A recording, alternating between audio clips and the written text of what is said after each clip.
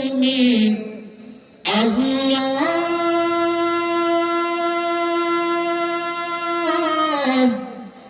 আমি শহীদের মা যদি জিহাদ মাঠে মাগো মৃত্যু হয়, তোমার চোখে যেন জল ঝরে না। আলহামদুলিল্লাহ। দিঘির পর মধ্যপাড়া বাইতুল মামুর জান মসজিদ ও নাজরিস বেগম হালিমা খাতুন হাফিজিয়া মাদ্রাসা কর্তৃক আয়োজিত আজকের এই ইসলামী মহাসম্মেলনের সম্মানিত সভাপতি উপস্থিত আছেন রাহবারদের শ্রেষ্ঠ সন্তান হযরত উলামায়ে কেরাম। আমার সম্মুখে উপস্থিত আছেন আল্লাহ পাকের আশিকিন জাকিরিন শাকির মুহিব্বিন বান্দারা ও পর্দার আড়ালের পর্দানিশী মা ও বোনেরা। আসেন সকলে মিলে সর্বপ্রথম সেই মহান মালিকের দরবারে প্রাণ খুলে জবান চেয়ে উচ্চ আওয়াজে একবারে কালিমাতুশ শুকর আদায় করি যে মালিক, যে মাওলা আমাকে আপনাকে ভালোবেসে মহব্বত করে পছন্দ করে এমন একটি জান্নাতের বাগানে আসার বসার কিছু কথা বলা এবং শোনার তৌফিক দিয়েছেন। এই জন্য সেই মহান আল্লাহর দরবারে, মহান মালিকের দরবারে প্রাণ খুলে জবান চেয়ে উচ্চ আওয়াজে একবারে কালিমাতুশ শুকর আদায় করি। সকলেই বলি আলহামদুলিল্লাহ। আরেকবার পড়ি আলহামদুলিল্লাহ। আওয়াজ দিয়ে বলি আলহামদুলিল্লাহ। পাগলা থানা বাবারা ভাই আমার কলিজার টুকরা বন্ধুরা, এই যে আমরা কালিমাতুশ শুকর আলহামদুলিল্লাহ বলেছি, তাতে কি আমাদের লাভ হয়েছে না লস? সব না গুনাহ? কম না বেশি? হ্যাঁ বেশি। আসেন বেশি তো কেমন বেশি, এই ভারতীয় উপমহাদেশের প্রাচীনতম ইসলামী বিদ্যাপীঠ দারুল উলুম দেওবন্দ মাদ্রাসার সাবেক মুহতামিম কারি তৈয়ব সাহেব রাহমাতুল্লাহ আলাইহি বক্তৃতা সম্মিলিত একখানা কিতাব কুতবাত হাকিমুল ইসলামের মধ্যে উনি একখানা হাদিস উল্লেখ করেন। একই হাদিসখানা মাওলানা কেরামত আলী জনপুরি রাহমাতুল্লাহ আলাইহি সুযোগ্য সন্তান হাফেজ আব্দুল্লাহ রাহমাতুল্লাহ আলাইহি ফাজালে বিসমিল্লাহ নামক কিতাবের মধ্যে উল্লেখ করেন। একই হাদিসখানা মাওলানা জাকারিয়া সাহারানপুরি রাহমাতুল্লাহ আলাইহি ফাজালে জিকির নামক কিতাবের মধ্যে উল্লেখ করেন।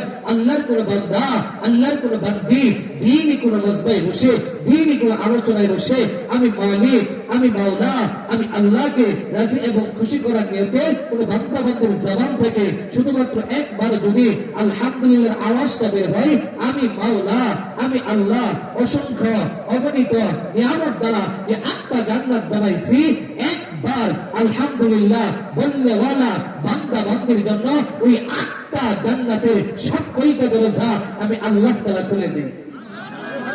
আরেকবার বলেন না সুবহানাল্লাহ। আমার কলিজার টুকরা বন্ধুরা ও পাগলা থানার মা বোনেরা, একবার বলেন তো দেখি, একবার যদি মালিককে খুশি করার জন্য জবান ছেড়ে আলহামদুলিল্লাহ বলে ফেলি, মালিক যদি তার আটটা জান্নাতের সব কয়টা দরজা আমার আর আপনার জন্য খুলে দেয়, ও পাগলা থানার মানুষ বলেন তো দেখি, আমাকে আপনাকে সব থেকে বেশি ভালোবাসেন তিনি কি? আল্লাহ। আরো জোরে আল্লাহ। আল্লাহর ভালোবাসা কেউ খাঁটি ইখলাস আর দুনিয়ায় যত ভালোবাসা আছে, আল্লাহকে যারা পাবে তারা প্রকৃতভাবে পাবে। আল্লাহর সাথে যারা ভালোবাসা করবে তারাই প্রকৃত ভালোবাসার আশিক হলো। যেটা বলেন ঠিক না? এই দুনিয়ার ভালোবাসা আজ আছে কাল নাই। যেটা বলেন ঠিক না? ভালোবাসা ফুরিয়ে যায়, টাকা কমে গেলে, ক্ষমতা কমে গেলে অনেকের ভালোবাসা কমে যায়। ভালোবাসা অন্যদিকে দৌড় দিয়ে রাখতে আগে যে আপনাকে দেখে সালাম দিতে হবে ক্ষমতা নাই, যেটা বলেন ঠিক না? আগে যে আপনাকে দেখে সা ভাইয়া বন্ধু কেমন আছেন, চা খাবেন, এখন তো আর ভাইয়ার ক্ষমতা নেই, ভাইয়ার চাও নাই। তাহলে বোঝা যায় দুনিয়ার ভালোবাসার স্বার্থ আছে, আল্লাহর ভালোবাসায় কোনো স্বার্থ। আল্লাহকে যারা ভালোবাসে তারা আল্লাহর জন্য বাসে, মালিকের জন্য বাসে। যারা এই কোন শীতে বৈশা রয়েছে দুনিয়া পাওয়ার জন্য, আল্লাহ। এই জন্য মুসলমান বাবারা ভাইয়েরা এত রাত পর্যন্ত যে বসে রয়েছেন, আসলে কুয়াশা ঠান্ডা হঠাৎ করে পড়ে গেছে, আগে তো ঠান্ডা ছিল না, তাই না? যাই হোক মুসলমান বাবারা ভাইয়েরা, সেই মালিকের নামে একটা তাকবীরের ধ্বনি দিবেন, হালকা একটু আলোচনা, তারপর দোয়া করবো শুধু।